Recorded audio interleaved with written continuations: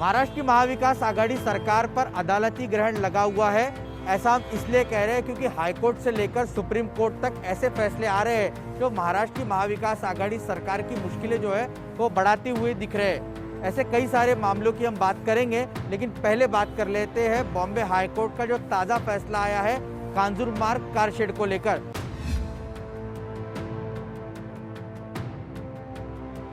दरअसल महाराष्ट्र सरकार ने कांजूरमार्ग कारशेड का काम जो है वो शुरू कर दिया था। तत्काल प्रभाव से उस काम पर रोक लगाने के आदेश बॉम्बे हाईकोर्ट ने दिए हैं, जो उद्धव ठाकरे के लिए बड़े झटके के तौर पर देखा जा रहा है।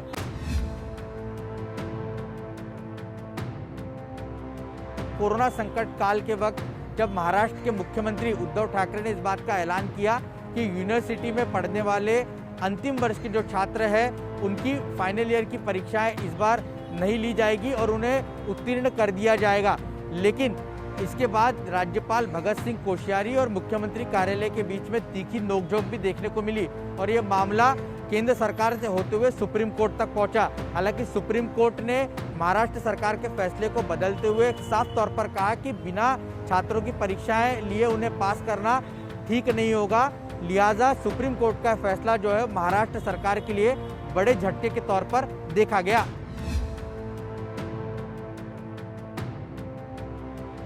महाराष्ट्र का सबसे चर्चित मामला तो आपको याद ही होगा, पत्रकार अर्णब गोस्वामी को अन्वय नाइक आत्महत्या मामले में महाराष्ट्र पुलिस ने गिरफ्तार किया, जिसके बाद अर्णब गोस्वामी सुप्रीम कोर्ट पहुंच गए और 27 नवंबर को सुप्रीम कोर्ट ने अपने आदेश में साफ तौर पर कहा कि अर्णब गोस्वामी के खिलाफ जो एफआईआर दर्ज की गई है उसका मूल्यांकन करने पर उनके खिलाफ अभियोग जो है वो साबित नहीं होता। इतना ही नहीं तो सुप्रीम कोर्ट ने यहाँ तक कहा कि हाईकोर्ट ने ही अर्णब गोस्वामी को जमानत जो है वो दे देनी चाहिए थी, लेकिन वो नहीं दी गई।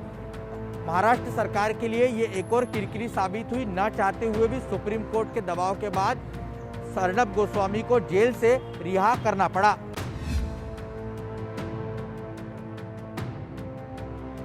आपको एक और मामला याद दिला देते हैं, मुंबई की तुलना पाक अधिकृत कश्मीर से करने वाली अभिनेत्री कंगना रनौत के खिलाफ जिस तरह से बीएमसी ने कार्रवाई की, उसको लेकर बॉम्बे हाईकोर्ट ने जो अपना फैसला सुनाया वो भी उद्धव ठाकरे सरकार के लिए बड़े झटके के तौर पर देखा जा रहा है। दरअसल बॉम्बे हाईकोर्ट ने अपने फैसले में साफ तौर पर कहा कि जिस तरह से बीएमसी ने कंगना रनौत के घर पर कार्रवाई की है वो गलत इरादे से की गई कार्रवाई है। इतना ही नहीं तो कोर्ट ने अपने फैसले में ये भी कहा कि अगर कोई नागरिक गैर जिम्मेदाराना टिप्पणी करता है तो उसे नजरअंदाज जो है वो राज्य सरकार कर सकती है।